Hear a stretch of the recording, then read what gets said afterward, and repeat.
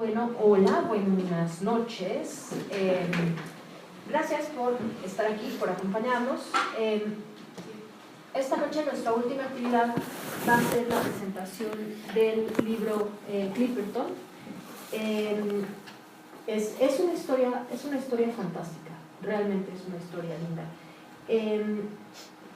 Yo voy a presentarles a la autora, Gaby Arnaud, que es egresada de nuestra universidad. Ella estudió, y de nuestro departamento en realidad, ella estudió ciencias políticas aquí y después hizo su maestría en educación. Tiene un currículum largo, muy largo, no lo voy a leer. Pero entre otras cosas ha escrito esta investigación, que es una investigación histórica que mezcla recuerdos personales. Ella de hecho es pariente de los protagonistas de la historia que nos va a narrar ahora, y utiliza muchos de los recursos que los politólogos podemos tener a nuestra disposición cuando nos decidimos a utilizar recursos históricos para entender la política. Es una historia realmente de intrigas internacionales, de negociaciones, de rechazos mutuos, en fin. Vamos a irla escuchando poco a poco con Gaby. Nos apremia un poco el tiempo, entonces voy a ser muy breve. Solamente quiero pues agradecerle a Gaby su disposición, que en todo momento estuvo en gran disposición para venir a presentar su libro con nosotros en el marco de las jornadas académicas. Y bueno, agradecerles a ustedes y a Guadalupe por estar aquí. Gaby. Muchas gracias, Marisol. Hola, ¿sí se escucha? Sí. ¿Sí? Bueno, pues antes que nada, muchas gracias a la universidad. De veras, estoy encantada de estar de nuevo en mi universidad. Como les decía Marisol, yo soy egresada de Ciencias Políticas. Después estudié un máster en Educación porque he dedicado gran parte de mi vida a la educación. De hecho, el título de la tesis con la que yo me presenté para titularme y que seguramente se encuentra aquí en la universidad, se llama Educación para el Desarrollo. Y precisamente le comentaba a Marisol hace un instante que la idea de esta tesis era hablar de que la educación es uno de los temas importantísimos para conseguir el desarrollo de un país. Pero no estoy hablando de educación en el sentido de decir vamos a estudiar primaria, secundaria, etcétera, sino educación de la persona integral, educación de los valores de la persona. Y eso es tan importante que simplemente tenemos ejemplos tan claros como los países nórdicos. Supongo que si alguno de ustedes algún día ha ido a uno de estos países, podemos darnos cuenta simplemente caminando por las calles que es una delicia, porque la gente tiene unos valores muy distintos.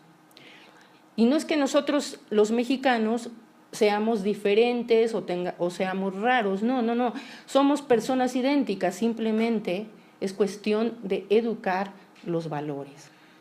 Bueno, por esa razón estudié Ciencias Políticas, me he dedicado mi vida a ello, y este proyecto que se llama Clipperton, Honor y Gloria, uno de los objetivos del proyecto era este libro histórico, pero el proyecto contiene muchas cuestiones más de tipo político, económico, social y hasta ecológico.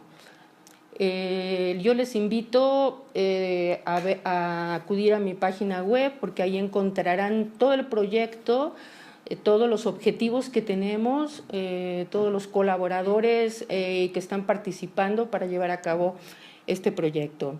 Pero bueno, hoy he venido a platicarles de este libro. Intentaré hacerlo de la manera más rápida posible para no detenernos más. pero realmente yo les quiero leer esto que escribí yo un día, cuando yo descubrí que mi proyecto era platicar la historia de Clipperton, porque en ella se encierran los valores que todos necesitamos para ser en nuestra vida personal héroes. Héroes que luchamos por ser fieles a lo que nos hemos comprometido con nosotros mismos y con la familia, con la sociedad. Seremos mejores personas y haremos mejores familias y una mejor sociedad en la medida en que seamos fieles a aquello con lo que nos hemos comprometido. Cada uno de ustedes que está aquí, yo quiero creer que se ha comprometido a estudiar la carrera de Ciencias Políticas porque tienen un objetivo específico en su vida. Si permanecen fieles a ese objetivo, lo persiguen, van a conseguir lo que quieren, van a ser mejores personas y van a crear una mejor sociedad, que eso es finalmente lo que los que estudiamos política queremos, una mejor sociedad, un mejor México. Bueno, pues yo voy a utilizar mi acordeón para ir viendo el tema histórico. Voy a poner mi cronómetro para intentar que no se nos escape el tiempo.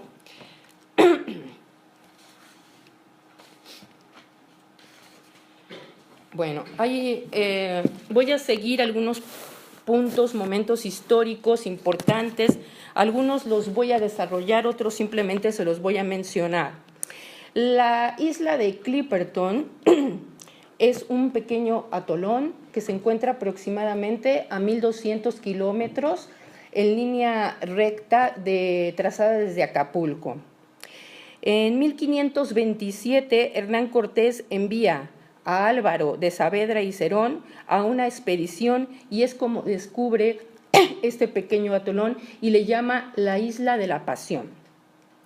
En 1705, John Clipperton, que era pirata británico, utiliza esta isla para esconderse.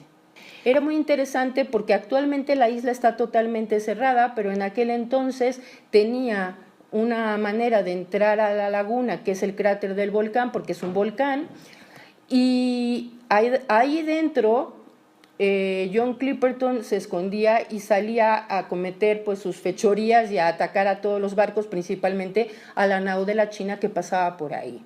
Entonces, bueno, pues todos los tesoros, pues era una manera de esconderse. Razón por la cual la isla también se conoce como Clipperton, por el nombre de John Clipperton, porque los barcos que pasaban por ahí decían, es la isla de Clipperton, cuidado que por ahí está Clipperton. Entonces, el nombre en español y que se encuentra en la geografía española y después mexicana es la Isla de la Pasión, también conocida como Clipperton. En 1711, dos veleros franceses creen descubrir la isla y la bautizan nuevamente, curiosamente, con el nombre de Isla de la Pasión. Ellos creen descubrirla, sin embargo, la isla se había descubierto en 1527. En 1711 es cuando los franceses creen descubrir la isla. En 1800 se publica en Milán el mapa Posesiones de la España de la América Septentrional y en ese mapa aparece la roca de Clipperton.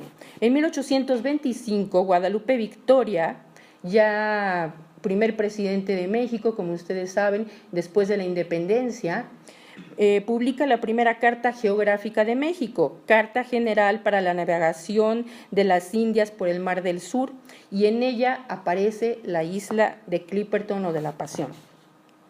En 1854, Antonio López de Santana otorga privilegio de explotación del guano de la isla de Clipperton a una compañía franco-mexicana. ¿Qué es el guano? No sé si alguno de ustedes sabe lo que es el guano. El guano es el excremento de las aves marinas. En Clipperton hay una cantidad increíble de aves marinas. En aquel entonces, actualmente ya no se utiliza este guano como fertilizante, pero es un fertilizante natural. En aquel entonces la química no había creado los guanos los fertilizantes sintéticos, y el guano de estas aves era cotizadísimo, tanto como el petróleo en la actualidad. De aquí que esta isla se la disputaran Estados Unidos, Francia, Inglaterra, y era mexicana, ¿sí? Entonces, vemos aquí que en 1854 Antonio López de Santana otorga un permiso a una compañía franco-mexicana para explotar el guano. Esto quiere decir que se reconocía que la isla de Clipperton era una isla mexicana, puesto que el permiso lo piden a México, ¿sí? Es importante estos puntos que estoy recalcando, porque esto nos va a llevar posteriormente al litigio que Francia interpone, por el cual exige que la isla de Clipperton era francesa. Entonces, todos estos puntos los estoy recalcando por eso. Yo les voy a pedir un favor muy grande a todos y espero que nos dé tiempo. Anoten aquellos puntos que consideren importantes desde el punto de vista político, económico o social, que ustedes consideren todo lo que yo estoy diciendo, y espero que nos dé tiempo, pues los podemos hablar y los podemos ver posteriormente. En 1858, Napoleón III otorga concesión de explotación del guano de Clipperton a una compañía francesa. ¿Qué tenía que hacer Napoleón III en otorgar una concesión cuando la isla no era de él, pero él se otorga el hecho de que la isla sea francesa? Así, en 1858, el 17 de noviembre, el teniente de navío Victor Lequeux de Carbonnier, por órdenes de su ministro en Francia, va a Clipperton y dice tomar posesión de la isla para Napoleón III, haciendo este reporte en Hawái. A ver, este es un dato muy curioso, porque resulta que a Napoleón III se le ocurre enviar a este señor a que vaya a descubrir la isla. O sea, no descubrimos nada que ya sabemos que existe, ¿no? O sea, pero lo manda exprofeso a descubrir la isla de Clipperton, que sabía perfectamente que era una isla que había pertenecido a España y posteriormente a México en su independencia. Manda este señor ni siquiera desembarca, simplemente ve la isla a lo lejos, levanta un acta y dice: yo me voy a Hawái y ahí voy a dar un reporte de que acabo de descubrir una isla, ¿sí? Bueno, en 1879, el 31 de agosto, nace Ramón Arnaud Vignon en Orizaba, Veracruz, hijo de Ángel Miguel Arnaud y Carlota Vignon, los dos de origen francés. Estas personas habían venido de Francia. En aquella época, Porfirio Díaz quería que hubiera gente que viniera de Europa a realizar inversiones en México, porque Porfirio Díaz no quería mucho a los norteamericanos y eran los que más inversiones tenían en México. Entonces él pensó que la manera de equilibrar el asunto era traer inversiones europeas, que además a él le gustaban sobre todo las francesas. Entonces viene una cantidad de franceses a realizar este tipo de inversiones. Existe un pueblo en Francia del cual salieron la mayoría de estos franceses, es el pueblo de Barcelonet, ¿sí? Del cual salieron estos parientes míos. Y hay gente tan importante en México que salió de Barcelonet, como los dueños de Liverpool, del Palacio de Hierro, gente que se quedó en México y que ha hecho grandes cosas importantes por México, ¿no? Bueno, en 1881 el general Permier declaró haber tomado posesión de la isla de Clipperton para Estados Unidos. Ahora, unos americanos deciden, bueno, pues también nosotros vamos a tomar posesión de la isla. En 1882, la Isla de la Pasión no aparece en las cartas geográficas de Francia. ¿Qué quiere decir esto? En 1858 supuestamente la habían descubierto, pero para 1882 en sus cartas geográficas no aparece en ninguna carta como posesión francesa. En 1888 nace Alicia Rovira en Orizaba, Veracruz, hija de Félix Rovira y Petra Gómez, que son oriundos de Barcelona, en Cataluña. Esta gente también había venido con el mismo objetivo, hacer inversiones en México. En 1897 aparece en el Herald de Nueva York que posiblemente los británicos van a comprar la isla de Clipperton a los Estados Unidos. Hombre, qué noticia, ¿no? Resulta que la isla es mexicana, pero ahora los Estados Unidos se la van a vender a los británicos. Entonces, en 1897, Porfirio Díaz decide tomar cartas en el asunto, decir, bueno, basta ya de este juego, de unos que otros, dicen que yo, que tú, que no sé. Bueno, pues vamos a demostrarles que la isla de Clipperton es una isla mexicana y vamos a enviar tropas mexicanas a que estén ahí, pero además vamos a enviar a esas tropas con todo y sus familias, porque ustedes sabrán, no sé si hay alguien de derecho aquí, pero por derecho internacional, si un territorio está ocupado por gente de ese país, el territorio le pertenece a ese país. Era importante entonces ocupar este territorio. Hasta ese momento no se había ocupado de manera continuada por nadie. Habían estado las compañías que explotaban el guano, pero nada más. No había gente ahí, no había nacido nadie ahí, nada. Bueno, entonces Porfirio Díaz decide mandar a una tropa con todo y sus familias. En 1898, Francia presenta oficialmente a México su petición de derechos de soberanía sobre la isla de Clipperton y Estados Unidos dice, a mí no me interesa entrar en esto, yo me deslindo. Lo mismo hace Inglaterra, tampoco le interesa, se deslindan. Entonces, el único que sigue adelante con los derechos de soberanía es Francia. En 1905, el Congreso mexicano aprueba un decreto firmado por Díaz para la explotación del guano por la compañía Fosfatos del Pacífico. En 1905 también se sabe que Francia ha alquilado la isla para explotación del guano. Nuevamente, le han alquilado la isla a alguien más para que vengan a explotar el guano, cuando no podían hacerlo. En 1905 es la primera vez que México envía militares a la isla de Clipperton. Al coronel Ábalos es nombrado prefecto político e inspector de la compañía de guano que se explotaba en la isla. En 1906, el subteniente Ramón Arnaud Vignon, hijo de franceses, es enviado por primera vez a la isla de Clipperton con 11 soldados y sus familias para sustituir al coronel Ábalos, que ya era un hombre mayor y que además estaba cansado. Ramón Arnaud Vignon, como les digo, era mi bisabuelo, era un hombre en ese momento de 20 y pocos años, casi de la edad yo creo que de la mayoría de ustedes.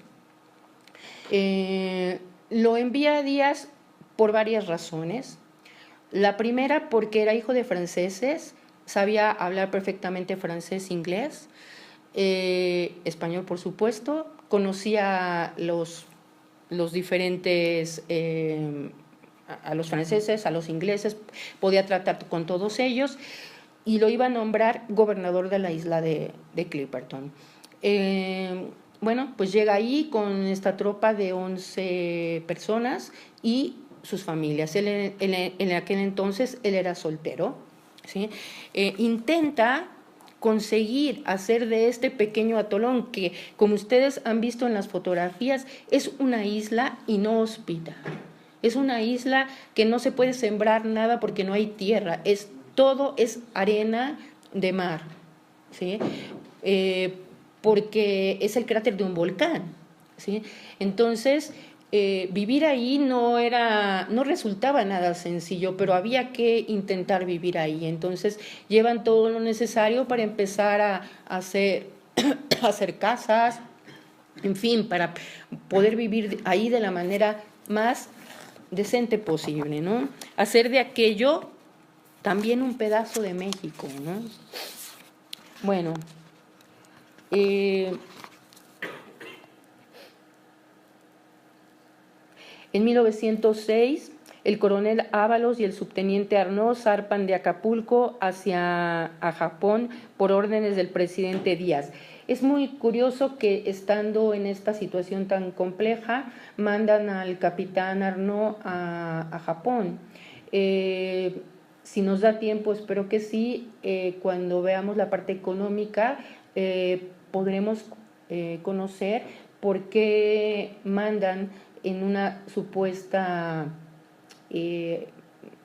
viaje secreto al capitán Arnaud a Japón, y está durante varios meses allá para luego volver a tomar nuevamente posesión de la isla de Clipperton. En 1906, Francia renueva su solicitud de soberanía sobre Clipperton. Entonces, la Secretaría de Obras Públicas coloca un faro en la isla de Clipperton por primera vez. También en 1906, Ramón Arnaud regresa a Clipperton para hacerse cargo de su puesto como prefecto político de la isla, inspector de la Compañía de Guano. Y en 1908, Ramón Arnaud, que había estado yendo y viniendo a México, había un barco que aproximadamente cada 3 meses iba a la isla, les llevaba provisiones y pues los que estaban más cansados iban a México pues para ver a sus familias, para ver también otra vida, ¿no? Porque esto era bastante duro, ¿no? Y entonces Ramón en una de esas veces pues decide pedirle a su novia, Alicia Rovira, que contraiga matrimonio con él. En aquel entonces Alicia tenía solamente 20 años, era una chica muy joven, pero además era una chica de la sociedad de aquella época. En aquella época pues las mujeres se dedicaban, las mujeres de cierta clase social, se dedicaban pues al piano. Ella sabía también varios idiomas, a bordar, a coser, o sea, no como actualmente lo hacemos nosotras otras cosas, pero bueno, era lo que se usaba en aquella época. Quiero recalcar este punto porque posteriormente, cuando veamos el desenlace de la historia, vamos a entender por qué esta es una gran mujer, ¿no?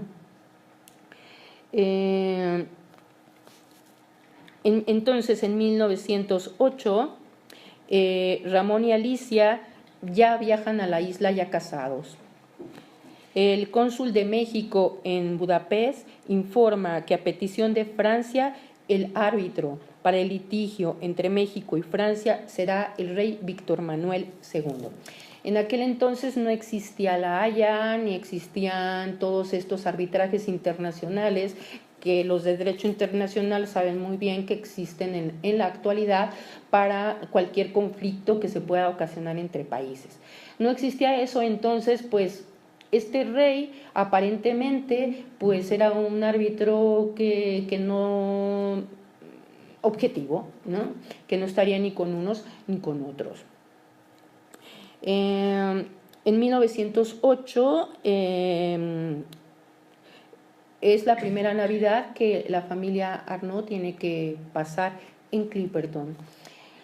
Y a mí me gustaría aquí desarrollar esto, pero como sé que tengo muy poquito tiempo, solamente les diré que piensen cómo sería una Navidad en una isla donde no había casi nada, donde, bueno, había una casa bonita porque la habían construido, donde les llevaban cada 3 meses productos, Dice mi abuelo que muchos de ellos productos europeos, les llevaban quesos enlatados, en fin, cosas así.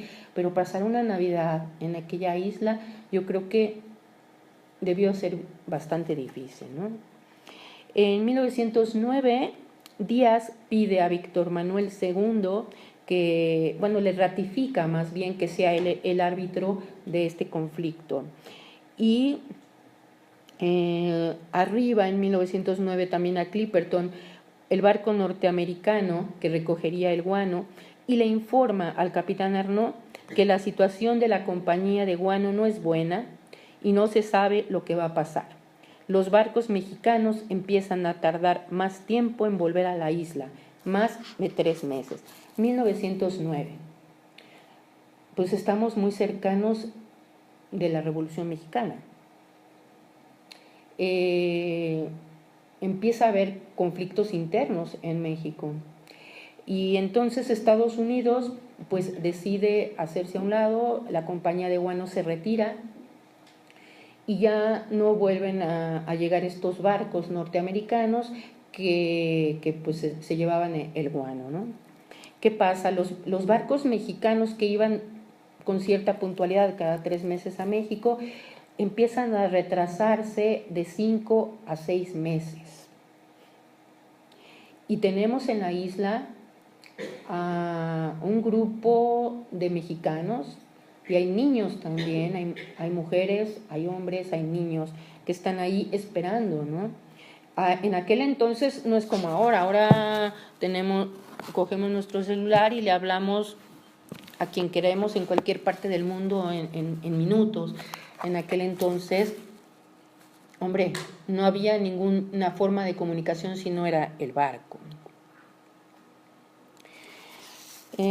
Así, en junio de 1909, el barco tarda más de 5 meses en volver y nace en la isla de Clipperton el primogénito de los Arnaud, Ramón Arnaud Rovira.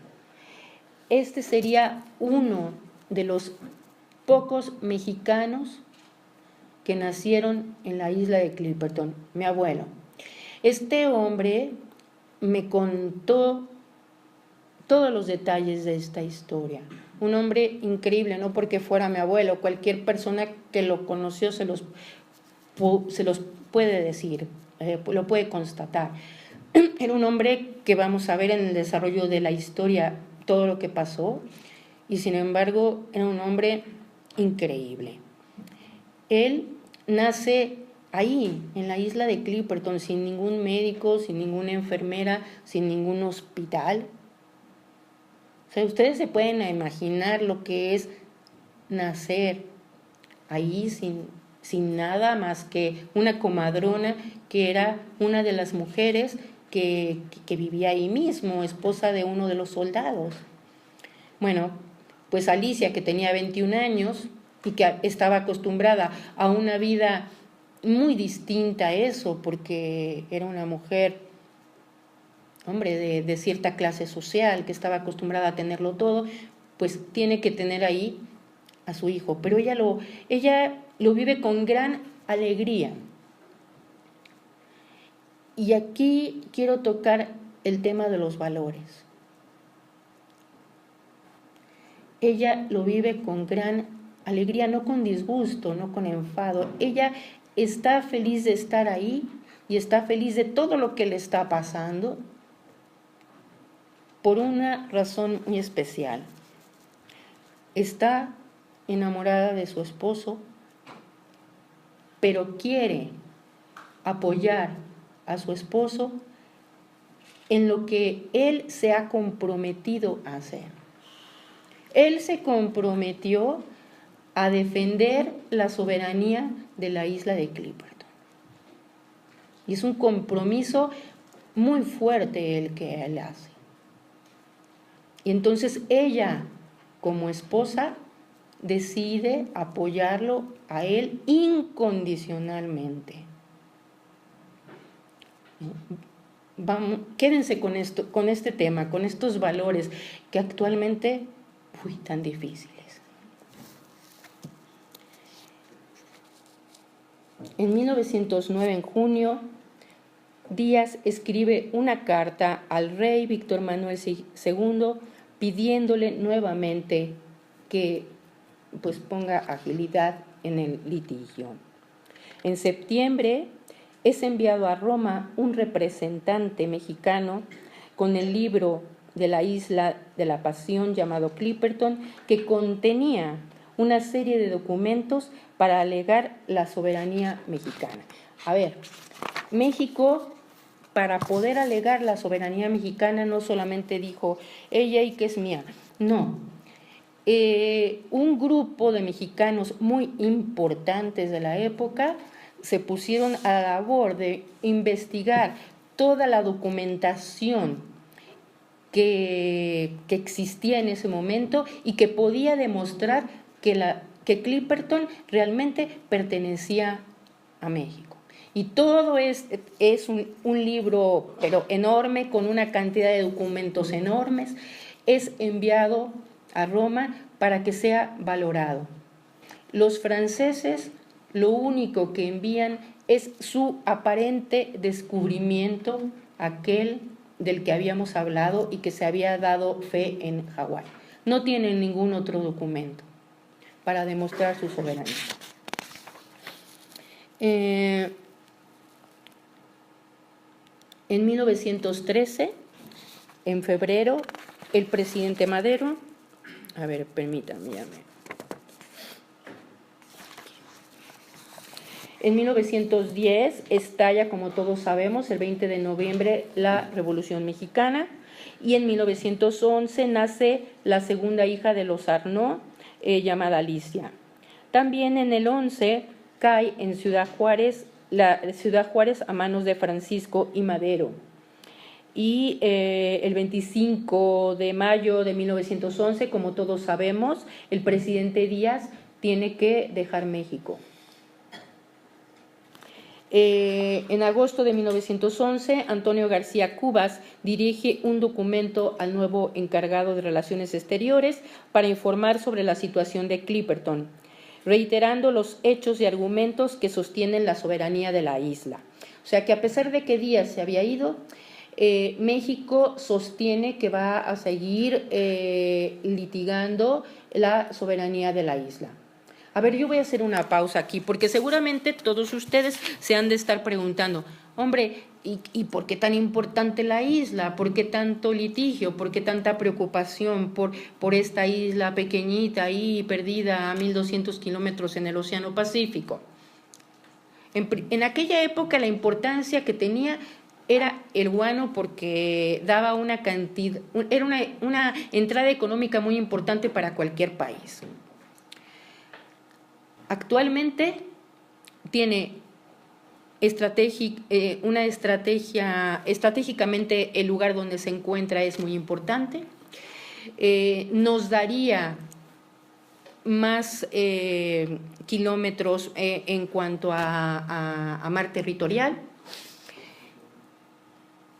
En su profundidad tiene una gran cantidad de elementos que son muy importantes, pero no quiero ahondar mucho en esto porque espero darle unos minutos a Juan Carlos para que nos hable de todo esto, que lo ha investigado. Pero sí quiero recalcar, porque seguramente todos ustedes están pensando, hombre, ¿para qué tanto pelearse por esa pequeñita cosa, ¿no? Bueno, es que realmente es una isla que tiene mucho por qué pelear, pero independientemente que no tuviera nada, caray, era mexicana. Yo es que a veces me pongo a pensar, si alguien viene a mi casa y me dice que el patio trasero que yo no utilizo para nada es del vecino, ¿se los voy a dar nada más porque no lo utilizo para nada? O sea, ¿ustedes se lo darían un pedazo de su casa a alguien? No, aunque no le sirva para nada, es su casa y México es nuestra casa. ¿Por qué no la vamos a defender? ¿Por qué no vamos a decir esto es mío, aunque sea chiquito y aunque no valga nada, pero es mío?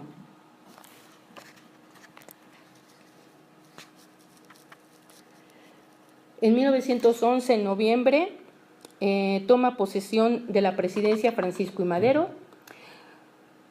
En noviembre también Zapata firma el Plan de Ayala, por medio del cual se desconoce a Madero como presidente. En diciembre de 1911, la familia Arnaud viaja a México y el subteniente Ramón Arnaud quiere conocer la situación de la isla ante el nuevo gobierno mexicano. Después de entrevistarse con las autoridades del gobierno de Madero, se le ordena volver a Clipperton. Es decir, aunque México estaba convulsionado por la revolución, había el concepto de que Clipperton se siguiera defendiendo. Y el capitán Arnaud, a pesar de las dificultades que veía en México, sostuvo su compromiso de defender a México. En 1912 la familia Arnaud viaja a México y en la ciudad de Orizaba nace su tercera hija. En 1912, en mayo, hay un representante mexicano en Roma para los alegatos del caso Clipperton. En 1913, febrero, la Ciudad de México vive la decena trágica. Los Arnaud se refugian en casa de unos amigos en la Ciudad de México. Ellos están en ese momento en México y tienen que vivir todo lo que sucede en la decena trágica. El presidente Madero y el vicepresidente Pino Suárez, recuerden ustedes que debido a esta decena trágica se ven obligados a renunciar y sube Huerta a la presidencia.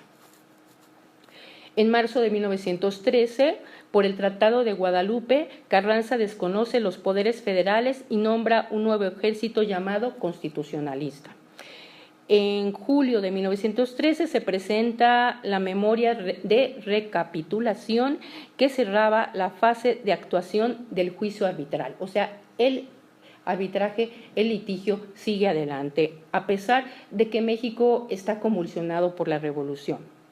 En agosto de 1913, Ramón Arnaud recibe el rango de capitán segundo y recibe órdenes de la Secretaría de Guerra y Marina por parte de Huerta para seguir salvaguardando la soberanía de Clipperton. En 1914, el 7 de enero, regresa como comandante de la isla de Clipperton el capitán Arnaud y su familia. En 1914, febrero, el buque de guerra Tampico, que había sido destinado para llevar provisiones a la isla de Clipperton, se cambia de bando. Hasta antes de este momento había otros barcos que eran los que llevaban las provisiones a Clipperton. Cuando llega el momento en que Huerta toma el poder, él designa a un barco llamado el Tampico. Este barco nunca llega a Clipperton porque sucede que, como un acontecimiento curioso de la historia mexicana, en la única batalla naval que México ha sostenido entre barcos, la única, sucedió entre barcos de Huerta y barcos contrarios a Huerta. Este barco Tampico era contrario a Huerta, entonces lo hunden en una batalla naval pequeñita, casi insignificante, que muy pocos conocemos en la historia. Pero, ¿qué pasa? Que la gente que estaba en Clipperton no se enteró que el barco que les iba a llevar provisiones lo habían hundido. Bueno, ¿ustedes qué imaginan que pasó? Nunca más un barco volvió a Clipperton. En 1914, el 28 de febrero, un barco norteamericano llamado Nokomis naufraga frente a Clipperton después de un violento huracán. Otra de las cosas que suceden en Clipperton es que hay una gran cantidad de huracanes en la mayor parte del año. O sea, es un lugar donde confluyen de alguna manera los vientos, etcétera, etcétera, y entonces hay muchos huracanes en Clipperton. En uno de estos huracanes, este barco llamado el Nokomis, que era un barco norteamericano, pues ahí naufraga y los soldados mexicanos rescatan a 12 personas de este barco, incluyendo niños. Y bueno, pues ¿qué tiene que pasar? Pues que tienen que, de las pocas provisiones que tienen en Clipperton, las tienen que repartir también con esta gente. Lógicamente, el capitán Arnaud esperaba que el barco mexicano regresara tenía esperanza.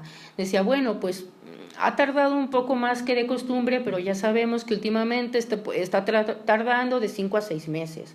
Pero cuando ven que pasan 6 meses sin ningún barco, vuelve. Hombre, ya empiezan a sospechar que la cosa puede estar peligrosa. Y entonces el capitán del barco Nokomis, junto con otras personas de su barco, deciden lanzarse a Acapulco. Imaginen ustedes 1,200 kilómetros, o sea, es de aquí de México a la frontera norte. O sea, no es tan poquito. En un mar que no es nada tranquilo. Y el único medio que contaban para hacer esta travesía era una lanchita muy pequeña. Bueno, pues estos hombres, 3 de ellos, se lanzan en aquella barquita con remos. Tardan 8 días en llegar a Acapulco. Pues, más o menos, bueno, no quiero hacer más porque se me va el tiempo, pero bueno, yo quiero que ustedes imaginen lo que sería eso. Cuando llegan a Acapulco, se encuentran anclado en la bahía de Acapulco un barco norteamericano. ¿Alguno de ustedes se puede imaginar qué hace un barco norteamericano anclado en la bahía de Acapulco? Y sobre todo, es un barco de guerra norteamericano. ¿Qué había pasado en esa época en México? ¿Se acuerdan? Los norteamericanos habían invadido México. Y aunque no habían entrado directamente en territorio mexicano, en tierra, sus barcos estaban en las costas mexicanas, tanto por el lado de Tampico y Veracruz, como por el lado del Pacífico. Entonces llega este barquito con esa gente y se encuentra un barco norteamericano ahí. Claro, para ellos, pues muy bien, ¿no? Oigan, pues miren que nos pasó esto, que les relatan lo que pasó. Este barco americano les dice, no hay problema, vamos a Clipperton, vamos a rescatar a toda esta gente, porque verdaderamente lo que pasa es que México está aquí en una gran revolución. De hecho, nosotros por eso estamos aquí, porque nos ha mandado nuestro presidente a que pues protejamos a Estados Unidos, no vaya a ser que todo este conflicto vaya a ocasionar problemas en Estados Unidos. Ya saben ustedes que Villa le gustaba meterse de aquel lado, ¿no? Y a los gringos no les tenía nada muy contentos el asunto, ¿no? Entonces, este barco norteamericano se va, es el Cleveland, se va para Clipperton.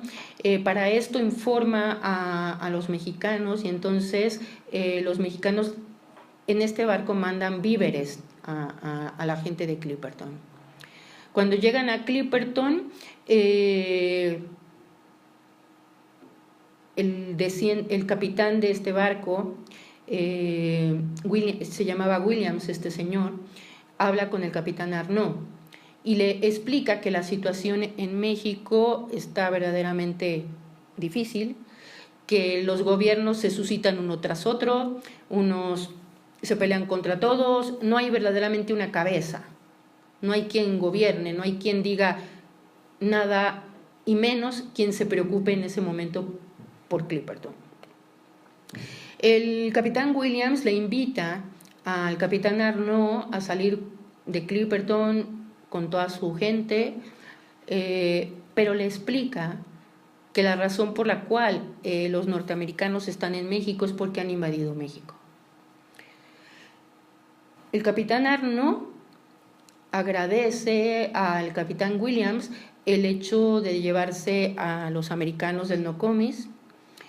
Le agradece todo, pero le explica que en ese momento él, como representante de los Estados Unidos, es un enemigo para él. Estamos hablando de militares, pero aunque no fueran militares, alguien que ha invadido mi casa es mi enemigo, ¿sí o no? Y entonces el capitán Arnaud, con todo respeto, pero le dice, en este momento usted es mi enemigo, por lo tanto, yo no me puedo ir con mi enemigo. En primer lugar, soy un militar. Tengo que esperar órdenes de mis superiores. Oiga, le dice Williams, pero es que esas órdenes no van a llegar, es que sus superiores ya ni se acuerdan de ustedes. Lo siento, pero si me tengo que morir aquí, me muero, porque para eso me enviaron, para defender esta isla, y si era necesario morirme por ella y en ella. No me voy a ir, y menos con una persona que está representando un país que es mi enemigo. Se lo agradezco mucho, capitán. Sin embargo, voy a ir y voy a hablar con mi gente y les voy a decir que bajo mi responsabilidad, todo el que quiera se puede ir. Yo me tengo que quedar, pero todo el que quiera se puede ir. Hace esto el capitán Arnaud, baja a la isla, habla con toda su gente, les explica toda la situación y les dice, bajo mi responsabilidad yo los exonero como soldados, como militares. El que quiera puede irse en este momento y puede llevarse a su familia. Yo me voy a quedar porque es mi obligación, mi responsabilidad. Yo dije que iba a hacer esto y lo voy a cumplir. ¿Qué creen que hicieron los soldados? Se quedaron. Ninguno quiso irse. Todos se quedaron con su capitán. Todos se quedaron a cumplir como militares y como mexicanos con su responsabilidad. Todos fueron valientes. Estamos hablando nuevamente de valores. Se podían haber ido y a lo mejor, ¿saben qué? Yo lo he pensado muchas veces, a lo mejor no hubiera pasado nada, porque verdaderamente el país estaba tan convulsionado que igual hubieran llegado a México, nadie se hubiera enterado de nada. Pero como persona, él hubiera sabido siempre que no había cumplido con su responsabilidad, que había sido infiel a él mismo principalmente y después al país que lo había puesto ahí con una responsabilidad de guardar esa soberanía. Qué difícil, ¿verdad?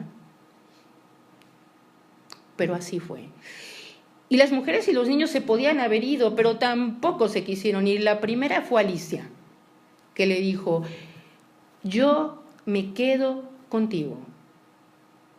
Y Alicia le dijo, la razón por la que me quedo contigo es porque yo me casé contigo y cuando me casé contigo dije que en las buenas y en las malas y pasara lo que pasara. Y yo te soy fiel en todo momento. Qué difícil cuando actualmente muchas mujeres, porque le dan diferente a la pasta de dientes, ya se enojan con el marido y ya se quieren divorciar, ¿verdad? Y en ese momento, en una situación tan difícil, cuando ella podía haber dicho, yo me voy con mis hijos y tú aquí quédate y a ver, que te lleve pifas, a mí qué me importa. No, me quedo. Y todos sabían que se quedaban a morirse, lo sabían perfectamente, pero tenían un valor superior a ellos y superior a todos, que pocos mexicanos conocemos y que es el patriotismo. Porque el patriotismo no es ir a gritar el 16 de septiembre ¡Viva México! El patriotismo no es sacar la bandera ni rasgarnos las vestiduras. El patriotismo son esos pequeños actos que cada día hacemos en la sociedad. Cuando no tiramos la basura, cuando dejamos al coche de junto que nos rebase. Ese tipo de actos que hacen sociedad, eso es patriotismo.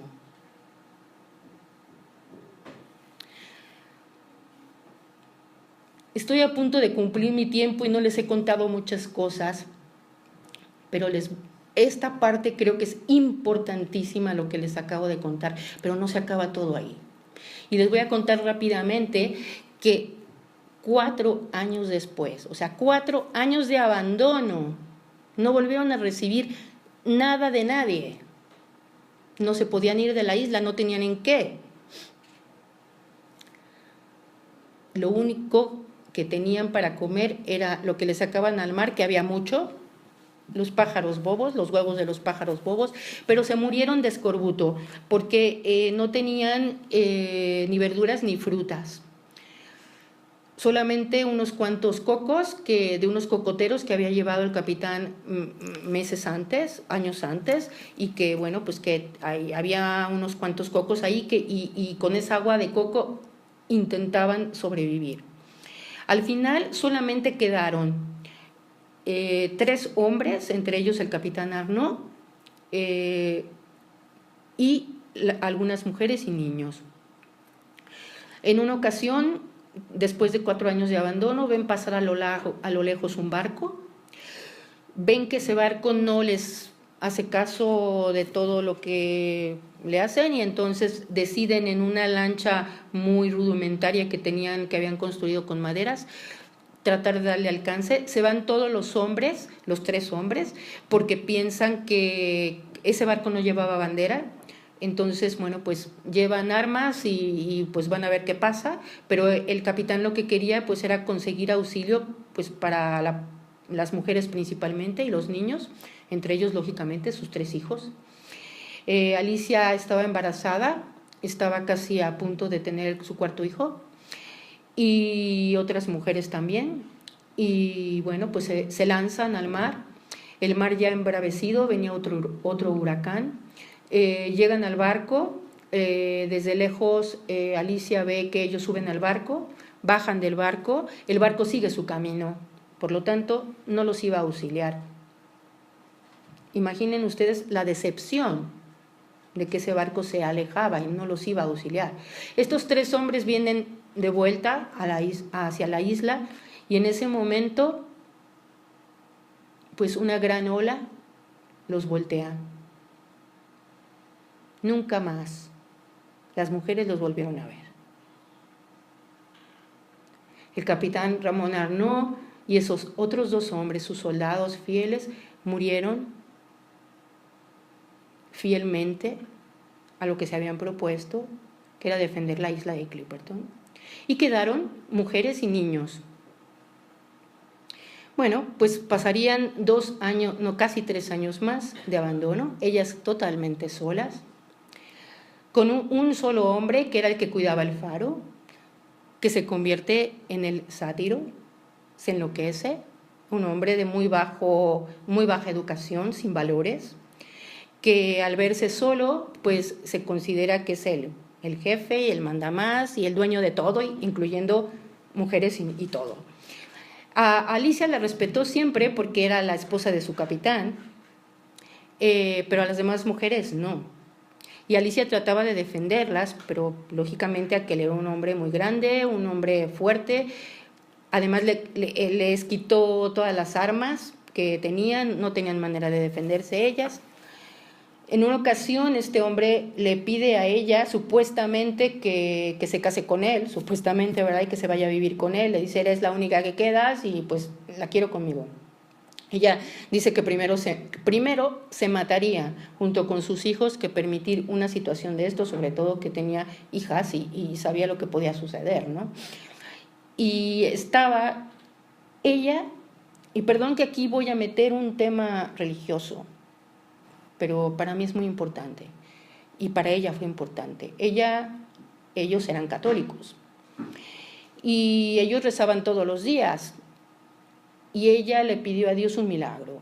Le dijo, si no sucede un milagro mañana, yo me voy al único risco que hay, que es un risco muy alto, y me voy a tirar desde ahí con mis hijos, porque esto ya no es posible. Y lo hubiera hecho. Dice mi abuelo, que tenía 8 años en ese momento, que su madre lo hubiera hecho. Sin embargo, el milagro sucedió. Y apareció a lo lejos un barco, otra vez norteamericano, el Georgetown, el barco insignia de la Marina norteamericana. Este barco estaba buscando submarinos alemanes. ¿Por qué? Porque ya estábamos en la Primera Guerra Mundial. Ustedes saben que en aquel entonces México estaba como muy amigo con los alemanes.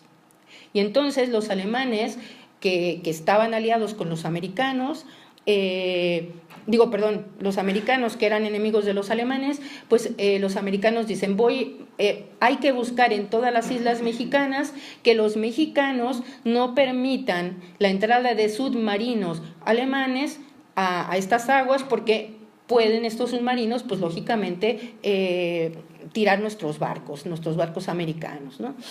Entonces, están en esa búsqueda y curiosamente, cuando lees la bitácora del Yorktown, la bitácora es ese libro que llevan los capitanes de los barcos y que dicen día a día lo que hacen. Es precioso cómo relata ese momento en que lo que encuentra en la isla de Clipperton, porque además él dice, el capitán, que él no quería pasar por Clipperton porque sabía que es un lugar donde hay muchos huracanes, donde el barco podía tener problemas, quería pasar lo más lejos posible y verla desde lejitos. Dice, sin embargo, la noche anterior, o sea, cuando Alicia pide el milagro, dice, sucede algo que hace que el mar los arrastre hacia Clipperton. Por la mañana se encuentran rodeando la isla de Clipperton y se dan cuenta que una serie de mujeres y niños a lo lejos les están haciendo señales. Desembarca una lancha, llegan y les cuentan pues la historia de todo lo que les había sucedido y bueno, pues los rescatan. Lo último que les voy a contar, porque ya me pasé 5 minutos, es que ese niño de 8 años, Ramón Arnaud Rovira, uno de los poquísimos mexicanos nacidos en Clipperton, cuyo pasaporte dice Clipperton, Guerrero, México, que para la gente que sabe de derecho internacional saben perfectamente que este documento es un documento perfectamente válido para decir que Clipperton es una isla mexicana. No solamente es el único mexicano, nacieron otros cuantos más, pero bueno, de los pocos mexicanos que tuvieron el privilegio de nacer en Clipperton. Bueno, este niño que tenía 8 años es de los que están abajo, el rubito, ¿sí? Lógicamente había escuchado siempre hablar a su padre de fidelidad, de patriotismo, de amor a la patria. Todos los días, a pesar de estar abandonados, izaban la bandera mexicana y cantaban el himno mexicano. Cuando él se da cuenta que ya los van a rescatar, que se van a ir, corre hacia donde está izada la bandera, la baja como puede. Incluso un norteamericano, uno de los que lo estaba rescatando, lo ayuda, porque él no puede con una bandera tan grande. La dobla como puede y se la lleva consigo, porque él tiene el deseo de entregarla a las autoridades mexicanas, en nombre de su padre.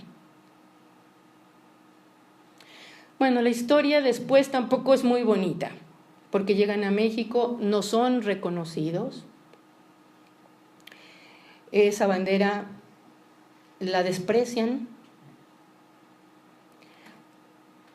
El presidente Carranza la desprecia porque dice que es la bandera de los federales.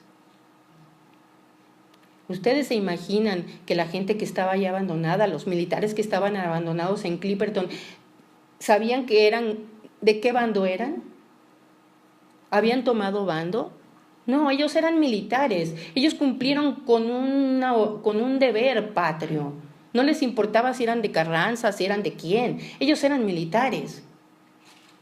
Pero sin embargo, no les quisieron dar pensión, no les dieron nunca ningún reconocimiento y por eso la mayoría de la gente, como me decía bien Marisol hace rato, no conoce de Clipperton, porque nunca se les consideró héroes. En el año 32, después de muchísimos años, nada más échenle cuentas, se decide Víctor Manuel II a decir de quién es la isla. Hombre, creo que se tardó unos poquitos años, ¿no?, en decidirlo. Lógicamente, ¿qué le conviene en ese momento. Estamos hablando del 32, cuando Italia, Francia, Europa ya están en otros movimientos estratégicos. No le conviene decir que la isla es mexicana cuando yo creo que el señor ni conocía México. Entonces dice, la isla es francesa. No le importó para nada aquel libro lleno de toda la documentación mexicana, todo el litigio, todo lo que había pasado, bla, bla, todo eso no le importó. Simplemente dijo, la isla es francesa. Desde ese momento, la isla es francesa, pero en el 34 el Congreso mexicano se reunió para sacar del artículo 42 de la Constitución mexicana a la isla de Clipperton. Pero ¿saben qué es lo más triste de eso? Que solamente un congresista luchó porque no sucediera el de Tamaulipas. Todos los demás dijeron, ay, pues ¿para qué queremos ese cachito de tierra que no sirve para nada? Y para que vean que sí sirve para algo, aunque sea unos minutitos, voy a pedirle a Juan Carlos que les explique la importancia económica de la isla y por qué en este proyecto estamos luchando por la isla. Bueno, Juan Carlos, aunque sean 5 minutos, si vienes aquí.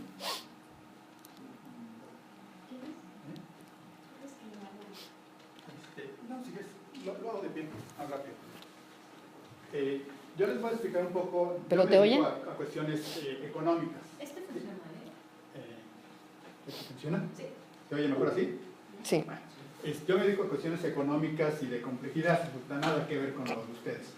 Pero es muy importante que vean que la política, y hoy en día es más claro con estos problemas de Trump y sus secuaces, que la política está basada en movimientos económicos.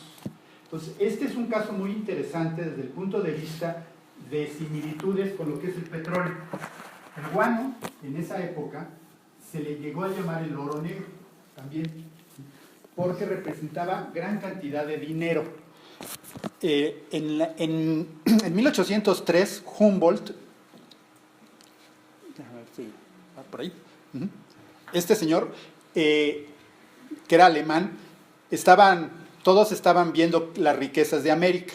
Entonces pasa por las costas de Perú y se encuentra que los indígenas peruanos tenían muy fértil sus sembradíos, y que la causa era que en las islas que están frente a Perú, que tienen unas islitas casi en toda la costa, estaban llenas de un producto blanco, así más o menos como ven ahí, pero llenas en serio, y que los indígenas iban a las islas, tomaban el guano, ¿sí? En sí la palabra guano es quechua y quiere decir excremento, ¿sí? Entonces le dicen guano, es guajuano o algo así, dice guano, y la toman. Entonces lo llevaban a la tierra de Perú y eran muy fértiles sus tierras. Para esa época, y aquí es la parte económica, las tierras europeas ya estaban desgastadas por su continuo uso.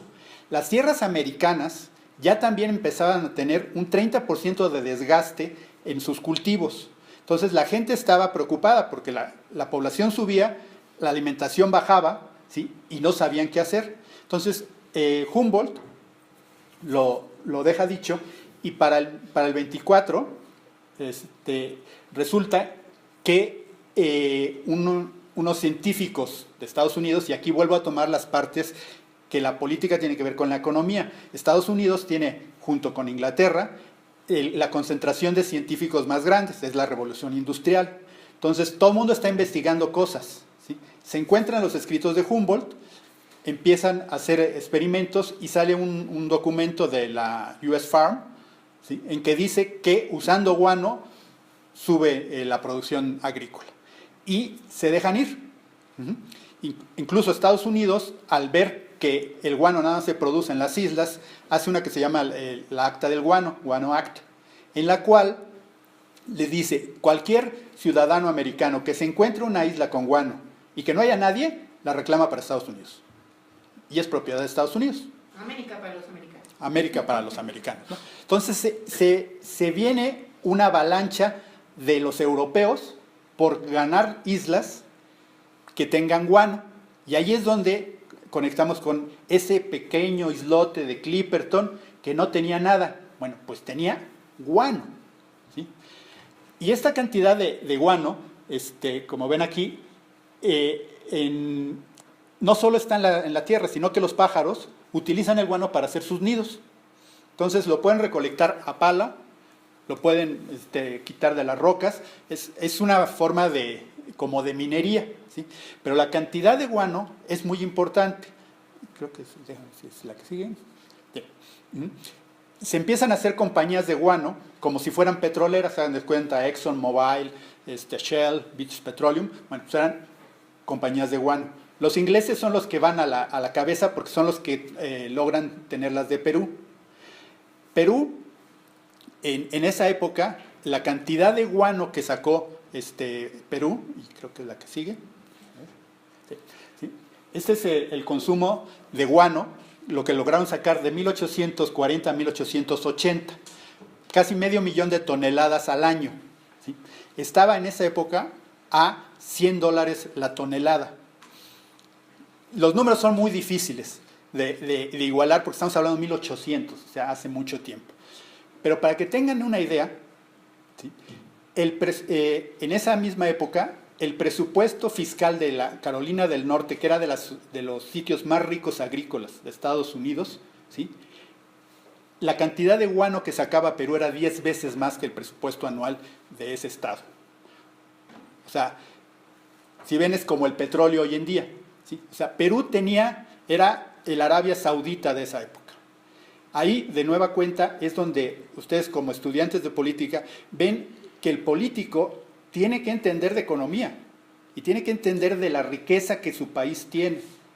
Perú dejó perder todo ese dinero que tenía, que podía ser más rico que Estados Unidos en esa época porque tenía guano, por luchas internas. No sé si les suena, ¿no? Un partido de un color contra un partido de otro color, ¿sí? Luchando porque ahora yo quiero ganarle con mi vecino. Perú se estaba peleando con Colombia por terrenos, y entonces, ¿qué dijeron los políticos? Y no lo vayan a hacer ustedes. Pues ¿sabes qué? Tomo el dinero de aquí, me compro armas y entonces me voy y me peleo. Se gastaron todo su dinero en pelearse entre ellos. Los ingleses explotaron todo el guano, ¿sí?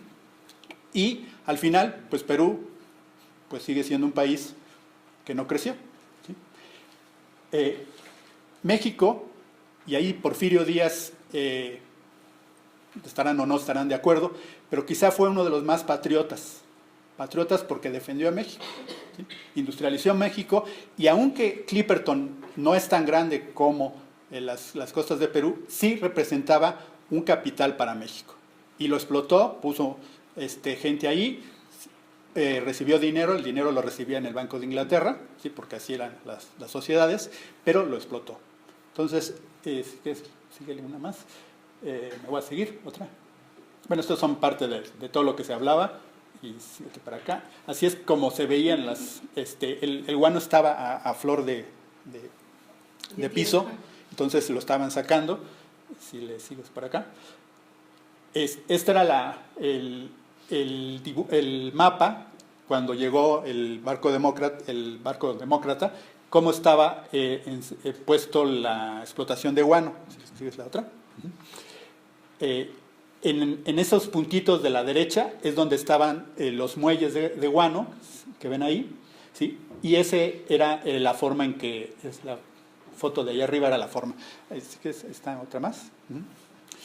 Estos eran los que cuando llegó a México, así estaban explotando el guano en Clipperton. Ellos llevaron las palmeras, si ven, le pusieron esa cerca alrededor para evitar que los cangrejos se comieran a las palmeras cuando son chiquitas. Cuando son grandes ya no pueden, pero cuando son chiquitas se las comen. Entonces pusieron eso para que no subieran los cangrejos, llevaron cerdos para que se comieran a los cangrejos, ¿sí? Y pues tener un poco de agricultura ahí, y con esos rieles es con el que movían todo el guano. Entonces, ahora, hoy en día pues ya el guano no existe, ¿no? Entonces, sí existe, pero no, como fertilizante no sirve, ¿no? Gran cosa. ¿Cuál es la importancia? Francia en el 30 obtiene Clipperton, manda un barco, Y desde entonces deja de ponerle interés a la isla. ¿Sí?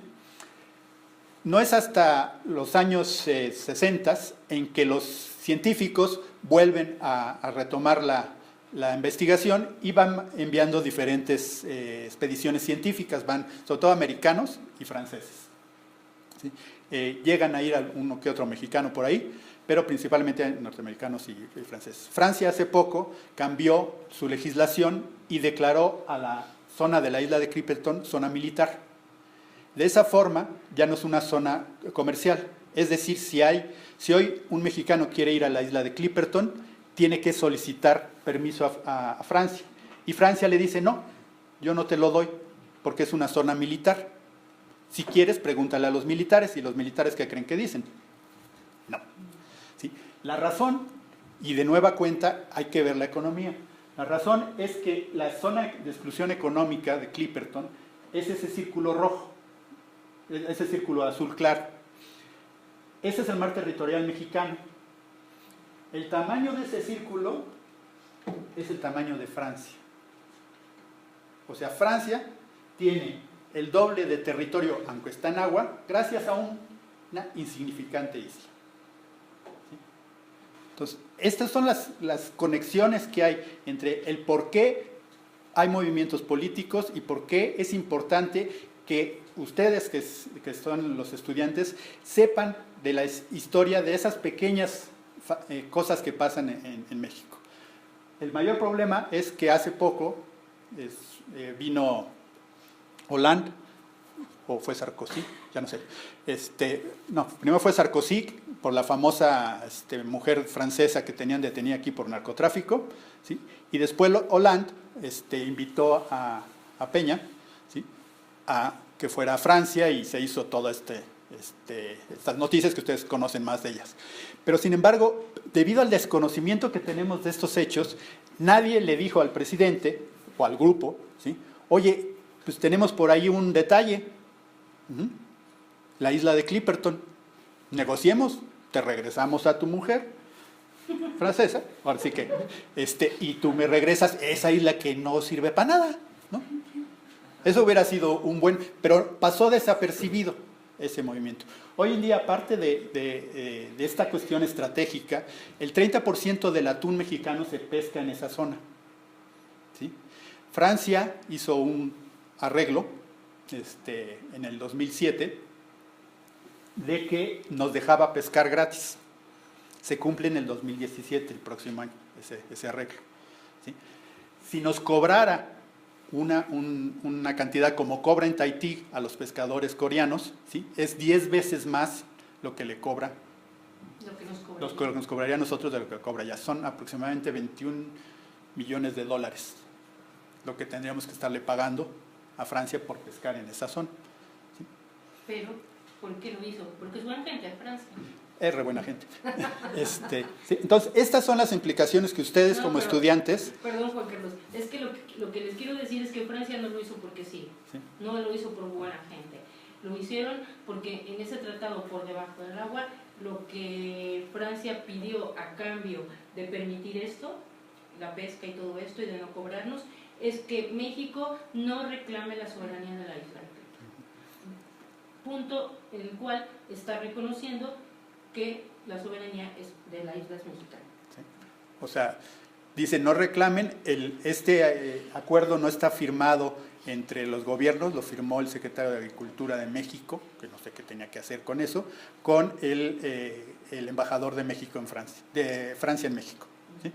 Es un documento por abajo del agua. ¿Sí? Ahora está con lo de la COP, que ahorita con lo de ISIS no tiene tanta fuerza. Lo de la COP21 que fue este año, de la cuestión ecológica que fue en Francia también, no, fue el año pasado, perdón, Francia dejó un documento por ahí en la mesa que dijo que si le prestaba dinero la ONU, ¿sí? Montaba una estación de monitoreo atmosférico en Clipperton, de forma permanente. Entonces, por primera vez tendría Francia gentes francesas viviendo en Clipperton de forma permanente, porque para tenerlo permanente hay que estarles llevando suministros. ¿Sí? Entonces, estas son las cosas que hay que buscarle ahí, y ustedes como estudiantes no solo es lo que ven, sino es cómo se mueven todas estas cuestiones políticas y en qué momento hay que levantar la mano y hay que saber qué, porque quién sabe, a lo mejor algún día ustedes llegan a la Secretaría de Relaciones Exteriores o algo por ahí, y pues es importante que lo sepan para que digan, oye, hay ciertas cosas de México, ¿no? Y ahí les dejo porque si no, bueno, vamos a en conclusión, en el proyecto que nosotros estamos realizando, estamos metidos en la Cámara de Senadores, en la Cámara de Diputados, en Relaciones Exteriores, en consulados, porque nuestro objetivo no es tanto que nos devuelvan la isla de Clipperton para México, porque desgraciadamente, hablando con autoridades, nos comentan que no es tan sencillo reabrir el caso, aunque se podría. Pero lo que queremos desde nuestra plataforma es conseguir que al menos haya una igualdad México-francesa, o sea, que los mexicanos tengamos el mismo derecho que Francia a todo lo que la isla representa desde el punto de vista económico y ecológico. Entonces eso es lo que estamos luchando en nuestro proyecto. Como les dije, el que esté interesado puede entrar a la página web y mirarlo, pueden colaborar si quieren, o sea, nosotros encantados. Lo que próximamente tenemos, bueno, tenemos más presentaciones en Tampico dentro de 2 días. Luego tenemos nos presentamos el libro en la FIL de Guadalajara este año, y muy importante, vamos a realizar un coloquio internacional sobre este tema en Barcelona, donde estamos invitando a autoridades mexicanas, autoridades francesas, gente de ecología, gente de política, economía, sociales, etcétera, para que pues hablemos sobre todos estos temas e intentemos conseguir lo que queremos para Clipperton y para México con respecto a Clipperton. Como se darán cuenta, este tema es un tema político, un tema de lucha, un tema en que, hombre, nos han pisoteado una parte de lo que somos como mexicanos, y queremos luchar por que si no nos devuelven la isla como tal, por lo menos intentar esa política de igualdad, ¿no? En que mexicanos y franceses tengamos el mismo derecho sobre la isla. Bueno, pues les agradezco muchísimo que me hayan escuchado, espero no haberlos aburrido demasiado.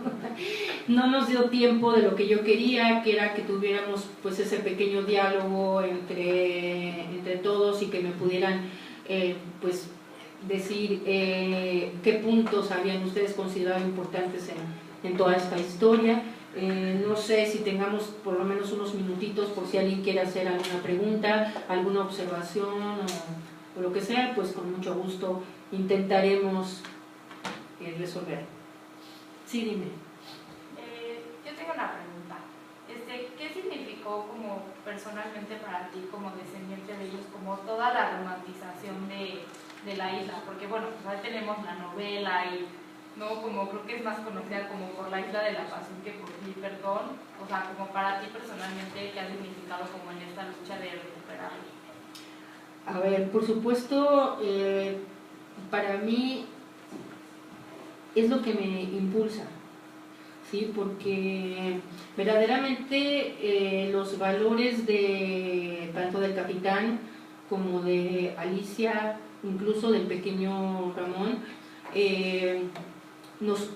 a mí y a mi familia nos hacen sentir orgullosos, nos hacen sentir que formamos parte de gente que luchó por algo superior a sí mismo, ¿no? Pero ese orgullo no es un orgullo personal de que yo soy Juan Camaney, ¿no? Es un orgullo de patria, es un orgullo yo siento que tengo ahora la estafeta y que de otra forma a la que ellos lucharon, pero hay que seguir luchando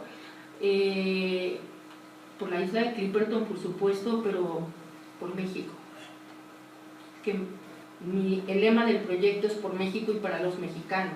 O sea, es que verdaderamente las personas que de alguna manera estamos involucrados con la política mexicana, tenemos que hacer algo, pero algo de verdad, no salir a marchar a las calles y dar de gritos, perdón, igual no están de acuerdo conmigo, pero eso yo creo que no sirve para nada. ¿Sí? La lucha se hace de otra manera, la lucha se hace en el día a día, la lucha se hace con valores verdaderos. Es así como de verdad vamos a conseguir cambios en nuestro país.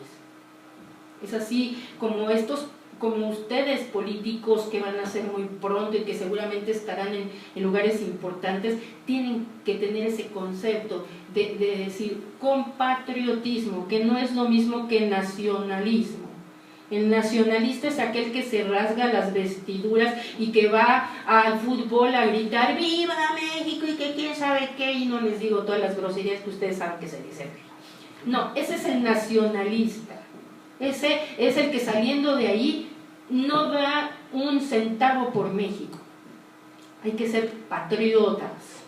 El patriota es el que es capaz de dar su vida por México, como lo hizo mi bisabuelo. Y entonces eso da orgullo.